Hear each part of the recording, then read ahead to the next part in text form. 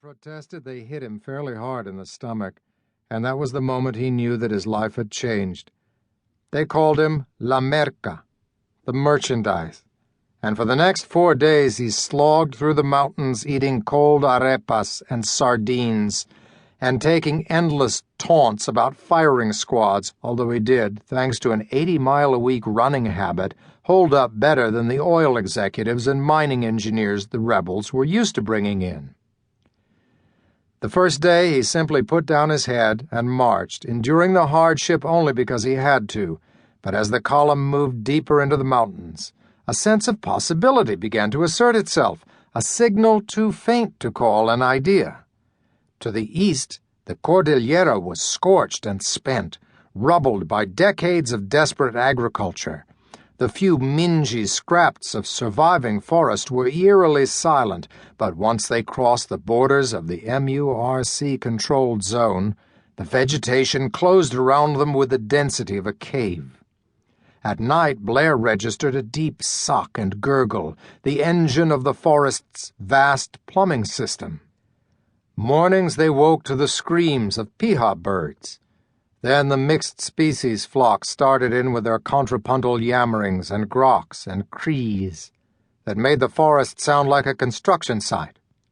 In 3 days on the trail, Blair reliably saw 14 species on the CITES endangered list, as well as an exceedingly rare Haplopsittaca, perched in a fern the size of a minivan. He was amazed, and said as much to the young comandante, who eyed him for a moment in a thoughtful way. "Yes," the rebel answered, "ecology is important to the revolution. As a scholar," he gave a faint, possibly ironic smile, "you can appreciate this." And he made a little speech about the environment, how the Firmeza Revolucionario had banned the multinational logging and mining mafias from all liberated zones.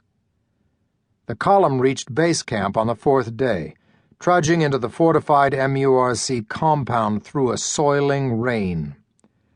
They hauled Blair straight to the Office of Complaints and Claims, where he sat for 2 hours in a damp hallway staring at posters of Lenin and Che, wondering if the rebels planned to shoot him today. When at last they led him into the main office, Comandante Alberto's first words were, "You don't look like a spy." A number of Blair's possessions lay on the desk: binoculars, camera, maps, and compass. The notebooks with a microscopic Blairian scribble. 7 or 8 subcomandantes were seated along the wall, while Alberto, the Comandante Maximo, studied Blair with the calm of someone blowing smoke rings. He resembled a late-period Jerry Garcia in fatigues, a heavy man with steel-rimmed glasses, double bags under his eyes, and a dense Brillo bush of graying hair. "I'm not a spy," Blair answered in his wired, earnest way. "I'm an ornithologist. I study birds." "However," Alberto continued, "if they wanted to send a spy, they wouldn't send somebody who looked like a spy, so the fact that you don't look like a spy makes me think you're a spy." Blair considered. "And what if I did look like a spy?" "Then I'd think you're a spy." The subcommandantes hawed like drunks rolling around in the mud. So, was it all a big joke, Blair wanted to know? Or was his life really at stake? Or both? Which meant he would probably go mad. "I'm an ornithologist," he said a little breathlessly. "I don't know how many ways I can tell you that, but it's true. I came to study the birds." Alberto's jaws made a twisted, munching motion, like he was trying to eat his tongue. "That's for the Secretariat to decide. All cases of spying go to the Secretariat, and even if you are what you say you are, you'll have to stay with us while your release is arranged." "My release?" Blair echoed bitterly. "You know kidnapping is a crime in most countries, not to mention a violation of human rights." "This isn't a kidnapping.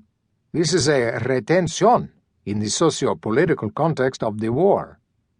We merely hold you until a fee is paid for your release." "What's the difference?" Blair cried, and when Alberto would